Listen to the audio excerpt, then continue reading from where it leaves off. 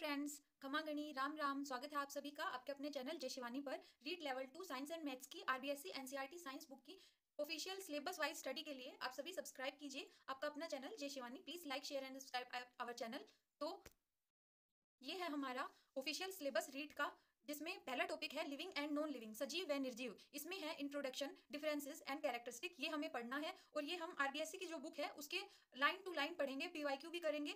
जहां से पीवाईक्यू आते हैं उनको मैं नोट करवा दूंगी आपको, तो ध्यान से पढ़िएगा, एक एक चीज ध्यान से सुनिएगा। हर चीज इंपॉर्टेंट है, जो भी मैं अंडरलाइन करवाऊंगी या फिर जिसको जोर देकर पढ़ाऊंगी कि ये तो जरूर आएगा ही, क्योंकि वो पीवाईक्यूज प्रीवियस ईयर क्वेश्चन से लिए गए पॉइंट्स हैं और एक्सरसाइज भी करेंगे हम इस चैप्टर की। ये टॉपिक है हमारे क्लास 6 के चैप्टर 6 में लिविंग एंड नॉन लिविंग। इसमें पॉइंट्स टू स्टडी है हमारे पास। Living and non living introduction, difference between living and non living, characteristics of living, सजीव और निर्जीव का इंट्रोडक्शन, सजीव और निर्जीव में अंतर, सजीव और सजीवों के लक्षण क्या क्या होते हैं वो। चलिए शुरू करते हैं डिस्कशन हमारा। हमारी यूनिट 6.1 है living and non living introduction. Think about your nearby surrounding and name the object and the animals found in the environment. Make a list of these objects and animals, classify them according to the following table. तो 6.1 जो हमारी unit है ये कहती है कि living and non living introduction. तो हम सजीव निर्जीव का इंट्रोडक्शन देखेंगे। तो इसमें ये कह रहा है कि अपने चारों तरफ वातावरण में देखो कि क्या क्या वस्तुएं हैं और इनकी एक लिस्ट बनाओ, इन वस्तुओं की, जंतुओं की, और उनको क्लासिफिकेशन करो जो टेबल में दिया गया है लक्षण उनके बेसिस पर। तो चलिए देखते हैं हमारे टेबल में क्या दिया गया है। Classification of objects and animals according to their activities, serial number, name of object and animal, move by itself, it's food, breathes, growths with time. पहला हमारा सीरियल नंबर क्या दे रखा है, हमारी ऑब्जेक्ट बैग। तो बैग क्या, बैग खुद से मूव कर सकता है, गति कर सकता है? नहीं। खुद से भोजन कर सकता है? इट्स फूड नहीं। ब्रीथ्स क्या श्वसन होता है बैग में? नहीं। ग्रोथ्स विद टाइम क्या बैग समय के साथ बढ़ता है? नहीं। दूसरा है हमारा एनिमल है काऊ। काऊ खुद से गति कर सकती है, मूव बाय इटसेल्फ, हाँ। इट्स फूड, हाँ। ब्रीथ श्वसन करती है गाय, हाँ। ग्रोथ विद टाइम समय के साथ बढ़ती है, बछड़ा जब से जन्म लेता है और मृत्यु तक बढ़ता है और ग्रोथ करता है। फिर है हमारा तीसरा एनिमल मूव्स बाय इटसेल्फ। गोट क्या खुद मूव करती है? हाँ। क्या भोजन करती है गोट? बकरी, हाँ। बकरी में श्वसन भी होता है। ब्रीथ्स, ग्रोथ विद टाइम समय के साथ बढ़ती है। बकरी का बच्चा जब जन्म लेता है और मृत्यु तक वो अपने सारे विकास के पड़ाव पूरे करता है। स्टोन क्या स्टोन मूव कर सकता है? पत्थर गति कर सकता है? नहीं। पत्थर ईट फूड खाना खाता है? नहीं। भोजन नहीं करता पत्थर। और क्या पत्थर में श्वसन होता है? पत्थर सांस भी नहीं लेते। ग्रोथ विद टाइम समय के साथ बढ़ता भी नहीं है पत्थर। चेयर, तो चेयर भी समय के साथ मूव भी नहीं करती है, भोजन भी नहीं करती है, ब्रीथ नहीं करती है श्वसन। चेयर समय के साथ बढ़ती भी नहीं है। तो चलिए हमारी टेबल कंप्लीट हो गई है। अभी टेबल के नीचे हमें क्या बता रखा है, on the basis of above table, ऊपर वाली टेबल सारणी के बेसिस पर we can say that some animals like humans, cows, goat, parrot, fish etc move by themselves. कुछ जंतु जैसे कि मनुष्य, गाय, बकरी, तोता, मछलियां, ये अपने आप से ही गति करते हैं। वो ब्रीथ करते हैं, दे ब्रीथ, श्वसन होता है उनमें, ग्रो वृद्धि होती है। Sorry, growth is clearly visible in plants. जो वृद्धि है वो हम साफ तौर पर देख सकते हैं पादपों में भी, प्लांट्स में भी also. But these activities are not present in other objects. लेकिन ये दूसरी वस्तुओं में नहीं प्रेजेंट होती, जैसे कि हमने देखा पत्थर और चेयर में ये जो लक्षण है ये प्रेजेंट नहीं थे, उपस्थित नहीं थे। So those organisms in which process like respiration, movement, growth, reproduction, nutrition etcetera अगर are living. For example cow, goat, camel, tiger, banyan tree, plants etcetera. तो वो जीव जिनमें ये प्रक्रियाएं जैसे कि रेस्पिरेशन, श्वसन, मूवमेंट, गति, ग्रोथ, वृद्धि, रिप्रोडक्शन, प्रजनन, न्यूट्रिशन, पोषण, ये उत्पन्न होते हैं यानी कि दिखाई देते हैं, उन्हें हम सजीव कहते हैं। उदाहरण के लिए गाय, बकरी, ऊंट, चीता और बनियन ट्री, बरगद का पेड़, प्लांट्स पौधे, पादप। अब the things in which above mention processes are absent are non living. और ये सभी लक्षण जिन वस्तुओं में उपस्थित नहीं है वो निर्जीव वस्तुएं कहलाएंगी। एग्जाम्पल के लिए, उदाहरण के लिए, bag, pencil, rubber, table, chair, ये सभी नॉन लिविंग निर्जीव वस्तुओं के उदाहरण हैं। फिर हमें दे रखे हैं लिविंग बींग्स के पिक्चर्स। तो इन फोटोज में हम देख सकते हैं लिविंग बींग्स के पिक्चर्स, जैसे कि काव है, गाय है हमारी, टाइगर है यहाँ पर, और प्लांट है, पौधा है यानी कि पादप, कैमल ऊंट है, और बनियन ट्री यानी कि बरगद का पेड़ है।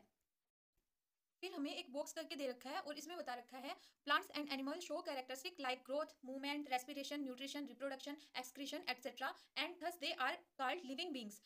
जंतु और पादप लक्षण दिखाते हैं जैसे कि वृद्धि, गति, श्वसन, पोषण, प्रजनन, उत्सर्जन और ये सभी लक्षण बताते हैं कि वो जीवित हैं, इसलिए उन्हें जीवित प्राणी कहा जाता है।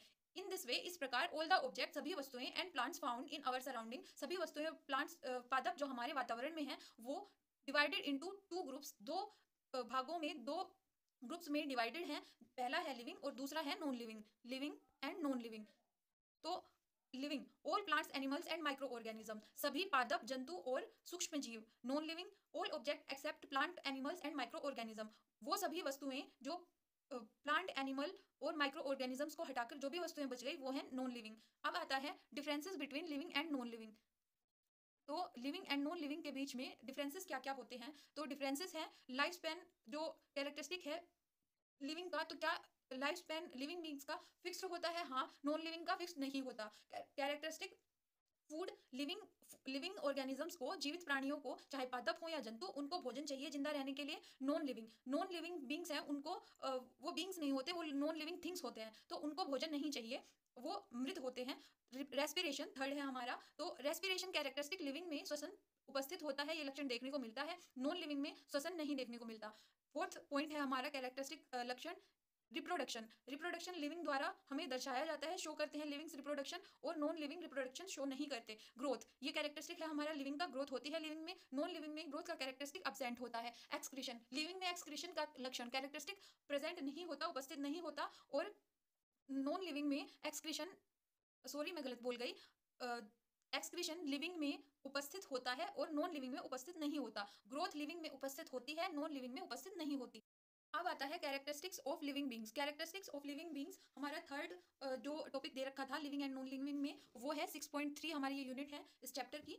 तो लक्षण, सजीवों के लक्षण, सजीवों के लक्षण क्या क्या होते हैं? By interpreting the above table 6.2, अभी हमने लिविंग और नॉन लिविंग के बीच में जो भिन्नताएं होती हैं लक्षणों में, लिविंग और नॉन लिविंग के लक्षणों में जो भिन्नताएं हैं उसके बेसिस पर एक टेबल बनाई थी और वो देखी थी, और उसको समझकर हम ये बता सकते हैं कि लिविंग बींग्स में कुछ स्पेसिफिक कैरेक्टरिस्टिक्स होते हैं, कुछ विशिष्ट लक्षण होते हैं जो नॉन लिविंग में नहीं है, और ये कैरेक्टरिस्टिक्स निम्नलिखित हैं, are as follows. First, living beings eat food, जो जीवित प्राणी होते हैं वो भोजन खाते हैं, उन्हें भोजन की आवश्यकता होती है।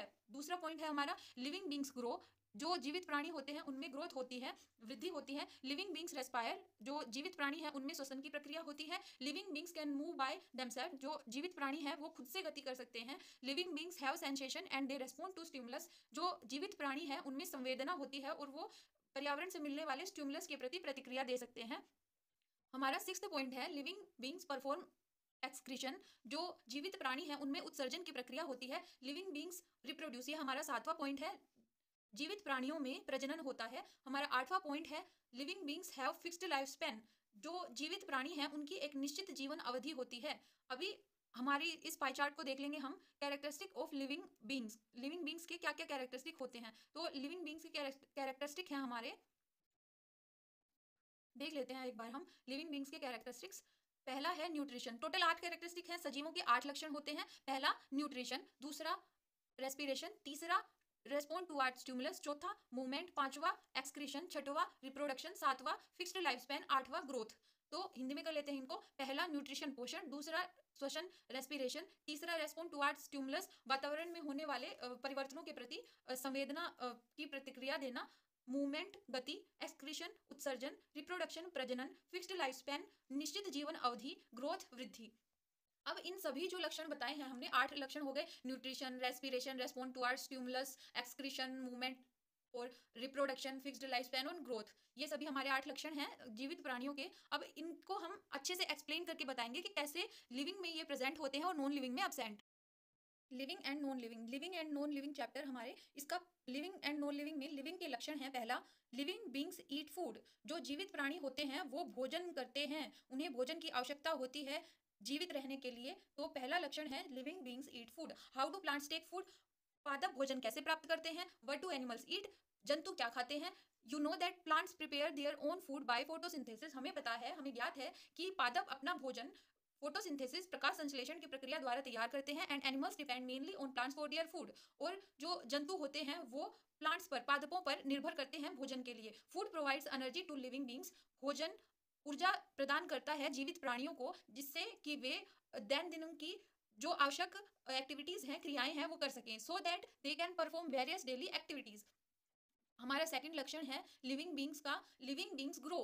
जो जीवित प्राणी होते हैं उनमें ग्रोथ होती है, उनमें वृद्धि होती है, जीवित प्राणियों में वृद्धि। On the basis of our daily observation we can say that living animals and plants grow. It is the basic characteristic of all living beings. In animals growth stops after certain time but in perennial plants growth continues. तो जीवित प्राणियों में वृद्धि, इसको हम बताएंगे कि हमारे दैनिक जीवन की जो हम ऑब्जर्वेशन करते हैं उसमें हम देखते हैं कि उससे हम कह सकते हैं कि जंतुओं में, जंतु जैसे कि पादप और जंतु, उनमें बेसिक कैरेक्टरिस्टिक है वृद्धि सभी जीव जंतुओं का। In animals growth stops after certain time. लेकिन जंतुओं में जो वृद्धि है वो एक निश्चित समयावधि के बाद में रुक जाती है। जैसे कि ग्रोथ इन एनिमल, ये रैबिट का उदाहरण, खरगोश का उदाहरण देख सकते हैं हम यहाँ पर। ये छोटा जब पैदा हुआ था खरगोश का बच्चा, फिर ये मध्यम अवस्था में आया और फिर ये एकदम प्रौढ़ अवस्था में अडल्ट, और उसके बाद में प्रौढ़ यानी कि एकदम मैच्योर हो जाएगा और फिर बूढ़ा हो जाएगा और फिर डेथ, इसकी जर्नी समाप्त हो जाएगी। ऐसे ही और जो जंतु हैं उनका भी यही कैरेक्टरिस्टिक, यही लक्षण होता है। लेकिन जो पेरिनियल प्लांट्स हैं यहाँ पर इनमें भिन्नता देखने के लिए मिलती है। जो पूरे वर्ष चलने वाली सीजनल जिनकी लाइफ होती है प्लांट्स की, उनमें क्या ग्रोथ की रूटीन रहता है वो बताएंगे। तो चलिए समझते हैं इसको। छोटा सा पौधा होता है, सीड, अंकुरण, बीज के अंकुरण से छोटा सा पौधा बनता है, फिर वो बड़ा होता है, उससे बड़ा, उससे बड़ा, फिर ये सबसे बड़ा हो जाता है और फिर ये बड़ा ही रहता है। पर इसमें पत्तियां गिरना, नई पत्तियां आना, फूल बनना, फूलों से फिर फल या फिर बीज बनना, ये सब कंटिन्यू रहता है जब तक पेड़ मर नहीं जाता, यानी कि इसकी जीवन अवधि समाप्त नहीं हो जाती। इसमें ग्रोथ, अगर हम इस प्लांट को दोबारा से काट भी देंगे तो भी ये इसी प्रकार उगता रहेगा। जड़ से हटाना नहीं है, अगर काट देंगे तो ट्रिमिंग भी कर देंगे अगर इसकी पत्तियों की, तो भी ये इसी प्रकार अपनी रूटीन करता रहेगा। लेकिन एनिमल्स में ऐसा नहीं है। अगर एनिमल्स में, कुछ एनिमल्स एक्सेप्शंस को छोड़कर, अगर ऐसा होता है कि कोई भाग जंतुओं का कट जाता है तो वो दोबारा नहीं उगता, लेकिन प्लांट्स में उग जाता है। थर्ड हमारा कैरेक्टरिस्टिक यानी कि लक्षण है लिविंग बींग्स रेस्पायर। जो जीवों में श्वसन, तो देखते हैं चलिए। जीवों में श्वसन, do all living beings breathe, क्या सभी जीवित प्राणियों में श्वसन होता है। Which gas is taken by living beings during respiration and which gas is given out. श्वसन के दौरान, ब्रीदिंग की जो प्रक्रिया है, इसके दौरान कौन सी गैस अंदर ली जाती है और कौन सी गैस बाहर छोड़ी जाती है शरीर से। तो जीवित प्राणियों में ऑक्सीजन गैस अंदर ली जाती है और carbon dioxide gas, oxygen gas taken in and carbon dioxide gas given out, यानी कि बाहर छोड़ी जाती है कार्बन डाइऑक्साइड गैस। तो हमें इस बात का उत्तर मिल गया कि कौन सी गैस अंदर ली जाती है श्वसन के दौरान और कौन सी गैस बाहर छोड़ी जाती है श्वसन के दौरान। और इस प्रक्रिया को हम ब्रीदिंग कहते हैं। रेस्पिरेशन की प्रोसेस का ये एक पार्ट होता है। अब जो रियल रेस्पिरेशन है वो होता है सेल्यूलर लेवल पर, कोशिका लेवल पर श्वसन होता है, जिसमें क्या होता है, ब्रेकडाउन। ब्रेकडाउन किसका, ऑफ ग्लूकोज, ग्लूकोज का ब्रेकडाउन होता है। किसके द्वारा, जो हमने अभी रेस्पिरेशन से टेक इन करी थी ऑक्सीजन, उसका सेल्स में क्या होता है, उसके द्वारा, ऑक्सीजन द्वारा सेल्स में ब्रेकडाउन करवाया जाता है। किसका, ग्लूकोज का। अभी इस ग्लूकोज के ब्रेकडाउन से हमें एक फायदा होता है। क्या फायदा होता है, ग्लूकोज का ब्रेकडाउन हो गया तो, क्योंकि ग्लूकोज तो हमारा भोजन था ना, तो ग्लूकोज के ब्रेकडाउन से ऑक्सीजन द्वारा रिलीज होगी एनर्जी। तो जब ऑक्सीजन ग्लूकोज का ब्रेकडाउन करवाता है तो हमारे शरीर में ऊर्जा उत्पन्न होती है। इस ऊर्जा उत्पन्न होने की प्रोसेस को कहते हैं रेस्पिरेशन। तो रेस्पिरेशन, श्वसन को हम अभी परिभाषित करेंगे कि श्वसन क्या है। श्वसन है जब हम ऑक्सीजन की सहायता से ग्लूकोज को तोड़ते हैं और ऊर्जा उत्पन्न होती है हमारे शरीर में। इसी प्रक्रिया को रेस्पिरेशन यानी श्वसन कहा जाता है। और carbon dioxide is release in this process. जब ग्लूकोज का ब्रेकडाउन हुआ ऑक्सीजन द्वारा और एनर्जी रिलीज हुई, इस प्रक्रिया के दौरान कार्बन डाइऑक्साइड रिलीज की जाती है।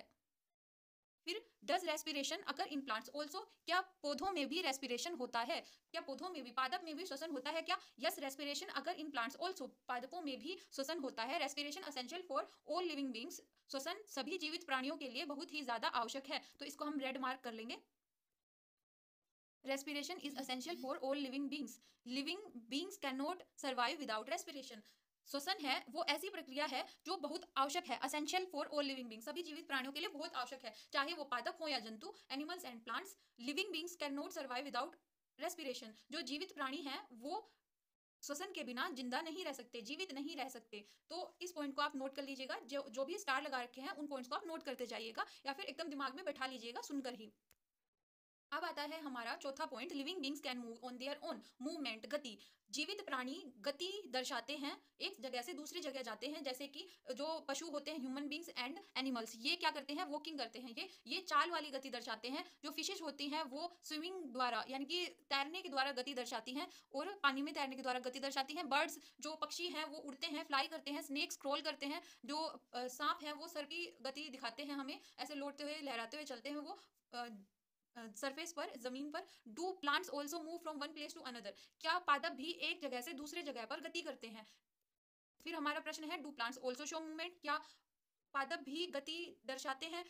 विच characteristic of movement are found in plant, कौन सा लक्षण दर्शाता है, पाया जाता है पादपों में मूवमेंट का यानी कि गति का। चलिए देखते हैं, लेट अस फाइंड आउट, चलिए पता लगाते हैं। Animals can move from one place to another but in plants only indications of movement are observed. हमें साफ दिखता है कि जंतु एक स्थान से दूसरे स्थान तक जाते हुए दिखाई देते हैं, हम साफ देख सकते हैं, लेकिन जो पादप होते हैं उनमें जो गति है उसकी हमें संकेतक रूप में ही देखने को मिलती है। जैसे कि संकेत, जैसे कि the bending of sunflower plant towards the sunlight is an example of movement in plants. जो झुकाव है जो सूरजमुखी का पौधा होता है उसका सूर्य के प्रकाश की तरफ, वो एक गति का उदाहरण है पादपों में। ऐसे ही some non living things like bus, cycle, car can also move, तो फिर क्या हम इनको भी जीवित प्राणी कह देंगे। दे show movement but they don't move on their own, वो गति दर्शाते हैं पर वो खुद से गति नहीं दर्शा रहे, इनको कोई चालक की आवश्यकता होगी, चाहे बस, साइकिल, कार ये है, इनको चालक की आवश्यकता होगी, तो एक्सटर्नल फैक्टर्स के कारण ये गति दर्शा रहे हैं। एक्सटर्नल फैक्टर्स बाह्य कारक। They lack characteristic of living beings, वो दूसरी कैरेक्टरिस्टिक्स, दूसरे लक्षण भी लैक करते हैं, यानी कि उनमें नहीं होते दूसरे लक्षण भी सजीवों के। अभी है हमारा नेक्स्ट पॉइंट सजीवों के लक्षणों में, पांचवा पॉइंट है, living beings are sensitive and respond to stimuli. जो सजीव हैं वो संवेदनशील होते हैं और पर्यावरण से मिल रहे संकेतों के प्रति अपनी प्रतिक्रिया देते हैं। Why do you pull back your leg when pricked by a thorn और अ नीडल, जब आपको आपके पैर पर कोई निडल या फिर कोई सुई या फिर कांटा चुभता है तो आप पीछे क्यों कर लेते हैं। Why does your mouth start watering when you see delicious food, आपके मुंह में पानी क्यों आ जाता है स्वादिष्ट चीजें देखकर, जैसे कि गोलगप्पे, जैसे कि गुलाब जामुन। किस किस को याद आ गया, किस किस के मुंह में पानी आ गया गोलगप्पे गुलाब जामुन को याद करके।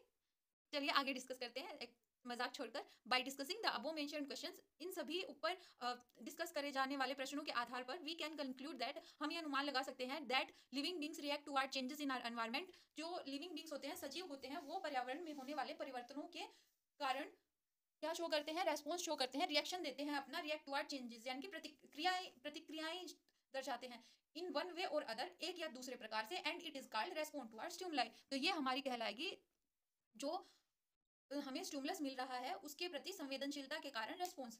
Do plants also respond to are stimuli, क्या पौधे यानी कि पादप भी रेस्पॉन्ड टू आर स्टिमुलाई, प्रतिक्रिया दर्शाते हैं स्टिमुलाई के लिए। तो इसका उत्तर होगा plants also respond to are stimulus, पादप भी पर्यावरण से मिलने वाले जो स्टिमुलस होते हैं, उत्तेजनाएं होती हैं, प्रेरणा होती हैं, उनके प्रति अपना जवाब देते हैं, रेस्पॉन्ड करते हैं, क्रिया देते हैं। For example leaves of mimosa plant, तो ये प्रश्न जो है ये इस लेवल का है कि यूपीएससी में भी आता है। Mimosa plant, touch me not, shrivel when touched, ये पहले जो 2015-2014 के जो यूपीएससी के पेपर थे उनमें आया हुआ है। Leaves of mimosa plant touch me not, shrivel when touched, छुई मुई के पेड़ की पत्तियां सिकुड़ जाती हैं जब उन्हें छुआ जाता है, इसलिए उसका नाम छुई मुई पड़ गया। तो देखिए ये हमें इस फोटो में दिखाया गया है, हम देख सकते हैं कि पहले इसकी पत्तियां, ये मिमोसा प्लांट है, मिमोसा अंग्रेजी में है, छुई मुई जो पौधा होता है उसका नाम, और जब इसको छुआ गया, छूने पर देखिए ये इसकी पत्तियां थी वो सिकुड़ गई। तो ये कह रहा है figure 6.4 says that response of leaves of mimosa plant towards stimulus. ठीक है, स्टिमुलस कैसे मिला इसको, कि किसी ने इसको छू दिया। तो रेस्पॉन्स टुवर्ड्स स्टिमुलस का अर्थ क्या होता है, वातावरण में हो रहे परिवर्तनों के प्रति अपना जवाब देना और उसके प्रति अपने को ढालने की कोशिश करना। ठीक है, फिर हमारा टॉपिक आता है excretion occurs in living beings, जीवों में उत्सर्जन। क्या उत्सर्जन, जीवों में उत्सर्जन, जीवों में उत्सर्जन। You know that all living animals and plants eat food. अब ये कैसे है भाई, हम जानते हैं कि जो जंतु हैं वो भोजन करते हैं, या प्लांट्स में भी भोजन लिया जाता है, हम बताएंगे। Digestion of foods occur in the body of animals, जंतुओं में जो भोजन लिया जाता है उसका पाचन होता है। Not wall ingested food is used by the body, जो आहार लिया गया था वो पूरा का पूरा पचाया नहीं जाता, पूरा पाच्य नहीं होता। जो अनडाइजेस्टेड फूड है, जो पाचन नहीं हो पाया जिस भोजन का, वो एक्सपेल्ड आउट यानी कि बाहर कर दिया जाता है ऑफ द बॉडी, शरीर से, एज वेस्ट, किसके रूप में, अपशिष्ट पदार्थ के रूप में, जैसे कि फीसिस एंड यूरिन, मल मूत्र के रूप में। Body sweat is also form of waste material. तो जो बॉडी स्वेट है, हमारा पसीना है, वो भी वेस्ट मटेरियल का ही एक प्रकार है। तो जंतुओं में उत्सर्जन किस किस प्रकार से हो रहा है, डाइजेस्टेड फूड था उसको, जो अनडाइजेस्टेड रह गया उसमें से, डाइजेस्टेड फूड में से अनडाइजेस्टेड फूड जो रह गया उसको फीसिस और यूरिन यानी कि मलमूत्र के द्वारा, और जो अपशिष्ट पदार्थ लिक्विड के थ्रू, द्रव के थ्रू हैं, वो हमारे बॉडी से स्वेट के रूप में, पसीने के रूप में निकाल दिए जाते हैं। अब हम प्लांट्स की बात करेंगे। जैसे कि मैंने बोला था कि क्या प्लांट्स भी भोजन करते हैं, या फिर प्लांट्स प्रकाश संश्लेषण के द्वारा भोजन बनाते हैं, क्योंकि वो ऑटोट्रोप्स हैं, स्वपोषी हैं वो। तो जब प्लांट्स इस भोजन को अपने सभी अंगों में पहुंचा देते हैं, सभी पार्ट्स में पहुंचा देते हैं, तो उससे जो वेस्ट बचता है वो उनके द्वारा सिक्रेशंस के रूप में निकाल दिया जाता है। In some plants these waste material are collected in some special parts like gum. जैसे कि गोंद कतीरा का नाम सुना होगा। गम यानी क्या होता है, गोंद, गम यानी गोंद, ठीक है। फिर आता है हमारा 7वां पॉइंट, लक्षण, जीवों का लक्षण, कि reproduction occurs in living beings. जीवों में क्या होता है, प्रजनन, प्रजनन। जीवों में क्या दर्शाया जाता है, प्रजनन। प्रजनन, अब ये है, ये पीवाईक्यू का भी क्वेश्चन है, अभी आएगी, इसके जो पॉइंट्स हैं उनमें बताऊंगी कि मैं कहां से पीवाईक्यू बना था। Animals produce offspring similar to them by the process called reproduction. जंतु हैं वो खुद के जैसी संतति उत्पन्न करते हैं जनन की प्रक्रिया के द्वारा, जिसे प्रजनन कहते हैं। Some plants and animals reproduce, और कुछ प्लांट और एनिमल रिप्रोड्यूस भी करते हैं और कुछ नहीं करते हैं। हम वो एक्सेप्शन कहलाते हैं जो रिप्रोड्यूस नहीं कर पाते हैं, जैसे कि म्यूल्स हो गए यानी कि खच्चर हो गए, और स्टेराइल बीज होती हैं हमारी, जो प्रजनन नहीं करती, ऐसी मक्खियां होती हैं। तो इसमें कह रहा है some plants produce by laying egg, कुछ animals reproduce by laying egg, plants का नाम आ गया। कुछ जंतु प्रजनन करते हैं लेइंग एग, अंडे देकर। Make a list of animals found around you that can reproduce by laying egg. अपने आसपास के वातावरण में ऐसे जंतुओं का लिस्ट बनाइए जो अंडे देकर प्रजनन करते हो। Some similarly you might have seen new plants getting produced by the germination of seed. बीजों के अंकुरण के द्वारा प्लांट जो होते हैं, पादप होते हैं, उनमें बीजों के अंकुरण द्वारा प्रजनन होता है। On this basis we can say that all living beings reproduce. And ये हम इस पर इसके आधार पर हम कह सकते हैं कि जो सभी जीव जंतु हैं वो रिप्रोड्यूस करते हैं, यानी कि प्रजनन करते हैं। अभी all living beings produce offspring of their own kind. सभी जो जीव जंतु होते हैं, पादप हो चाहे जंतु हो, वो अपनी जैसी संतति उत्पन्न करके offspring of their own kind, and this process is called reproduction. सभी जीवित प्राणी जनन करते हैं अपनी संतति का, अपने जैसे ओन काइंड, अपने जैसे संतति का, और इस प्रक्रिया को this process is called reproduction. अभी ये मेन पॉइंट आ गया हमारे पीवाईक्यू के, यहाँ से हमें देखने को मिलता है पीवाईक्यू। तो चलिए करते हैं पीवाईक्यू वाले points. Reproduction is a important characteristic of living beings. जो रिप्रोडक्शन का कैरेक्टरिस्टिक लक्षण है वो बहुत ही ज्यादा महत्वपूर्ण लक्षण है जीवित प्राणियों में। Reproduction ensures the existence of living species. Reproduction से सुनिश्चित होती है जीवित प्राणियों की उपस्थिति पृथ्वी पर। Living beings produce offspring similar to them. जो जीवित प्राणी है वो जनन करते हैं संततियों का, खुद के जैसी ही संततियों का जनन करते हैं जीवित प्राणी। चलिए नेक्स्ट टॉपिक पर चलते हैं। उससे पहले फोटो देखेंगे कि कैसे कैसे जीवित प्राणियों में जनन दिखा रखा है इन फोटो में। तो ये चित्र दर्शाता है जंतुओं में जनन, रिप्रोडक्शन इन एनिमल्स, और ये चित्र दर्शाता है germination and growth in plants, अंकुरण और वृद्धि पादपों में। इसमें हमें एग्जाम्पल दे रखा है कि एक एग था, हमने अभी डिस्कस किया था कि एग ले करके भी एनिमल्स रिप्रोड्यूस करते हैं। फिर उसमें से एक चूजा निकला, चूजा बड़ा होकर मैच्योर क्या बन गया, हेन बन गया। अभी germination and growth in plants, अभी अंकुरण देखेंगे हम, और वृद्धि पादपों में। तो बीज था, बीज में बीज अंकुरित हुआ, अंकुर फूटा उसमें से, फिर अंकुर फूटकर ये देखो इसकी जड़ अंदर गई, और अंदर जाकर फिर इसने एक इतना सा पत्तियां निकाली, और फिर ये एक पौधा है प्रॉपर, वो बन गया।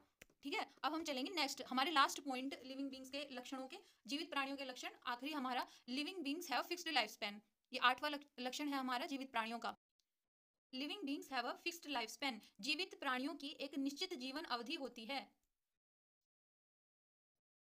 Do all living beings have a fixed life span, ये प्रश्न है हमारा। Do all living beings grow, do all living beings die. तो हमारे प्रश्न है, क्या सभी जीवित प्राणियों की एक निश्चित जीवन अवधि होती है? क्या सभी जीवित प्राणी वृद्धि करते हैं? क्या सभी जीवित प्राणी मृत्यु दर्शाते हैं? What it is is true that all living beings take birth, they grow and then they die. सभी जीवित प्राणी जन्म लेते हैं, फिर वो वृद्धि करते हैं और फिर वो मर जाते हैं। All living beings have almost fixed life span, सभी जीवित प्राणियों में लगभग निश्चित जीवन अवधि होती है। Life and death are true characteristic of living beings. True, अब हमसे क्वेश्चन पूछ सकता है कि true characteristic of living beings क्या होंगे। तो जीवित प्राणियों का जो एक सच्चा लक्षण हम बता सकते हैं वो है कि लाइफ और डेथ, ये हमें लाइफ लेसन दे रहा है दोस्तों। लाइफ हमारा ट्रू कैरेक्टरिस्टिक है, सच्चा लक्षण, इसीलिए लिव लाइफ हैप्पीली, हंसी खुशी अपना जीवन बिताओ, नो टेंशन नो फिकर, स्वस्थ रहो, मस्त रहो, गाते गुनगुनाते रहो, अच्छे से तैयारी करो।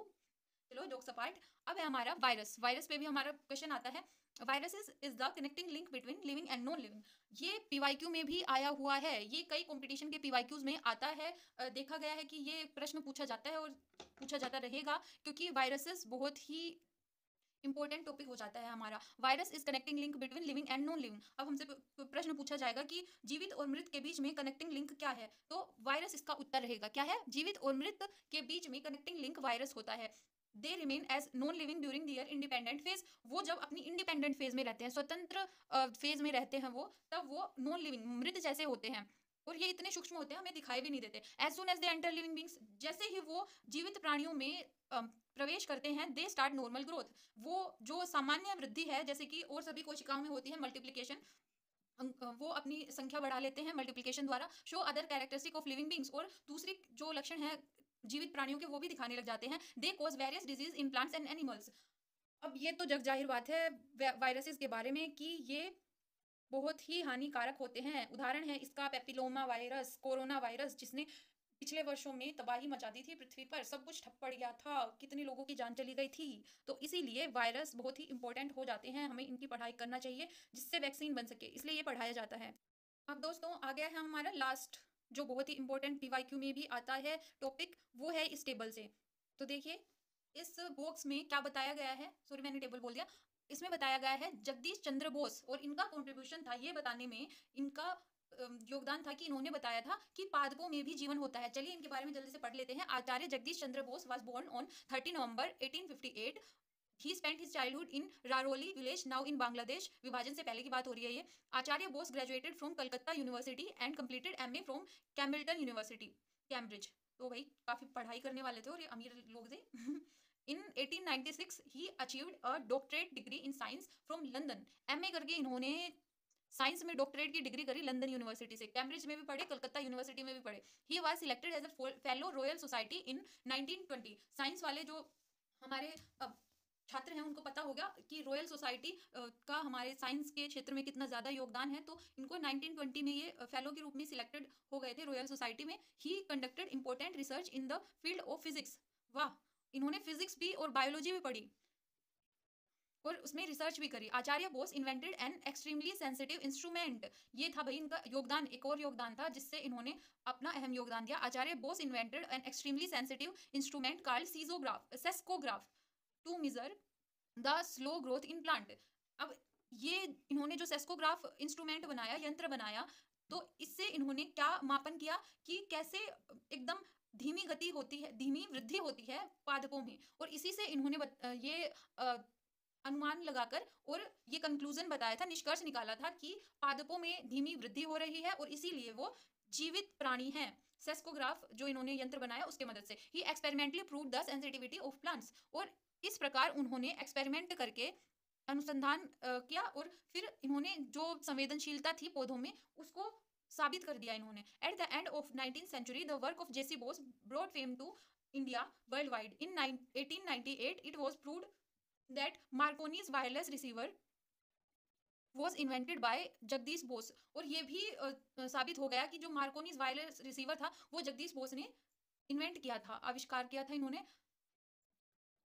आचार्य Bose invented an instrument which could produce, जो माइक्रोवेव्स 25 से 5 मिलीमीटर की लेंथ की माइक्रोवेव्स प्रोड्यूस कर सकती थी, जो इनका इंस्ट्रूमेंट था। अब आता है सजीव निर्जीव। देखिए दोस्तों समरी बहुत ही ज्यादा जरूरी होती है, तो हम समरी करेंगे। 2 types of things are found in our surrounding, living and non living.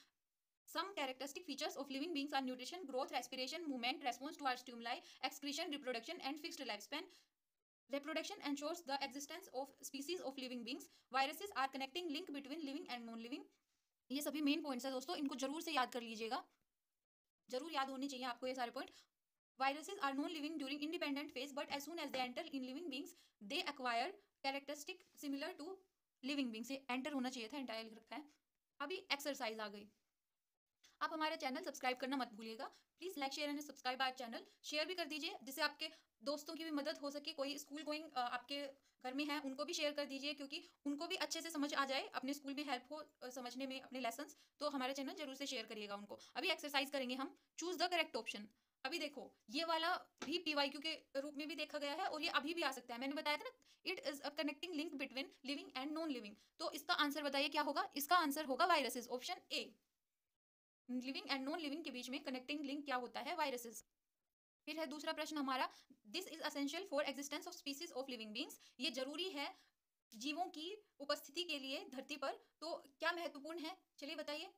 हमने पढ़ा था कि रिप्रोडक्शन, ऑप्शन बी। तो हम कर देंगे उत्तर इसका ऑप्शन बी, रिप्रोडक्शन इंपॉर्टेंट है जीवों की उपस्थिति के लिए।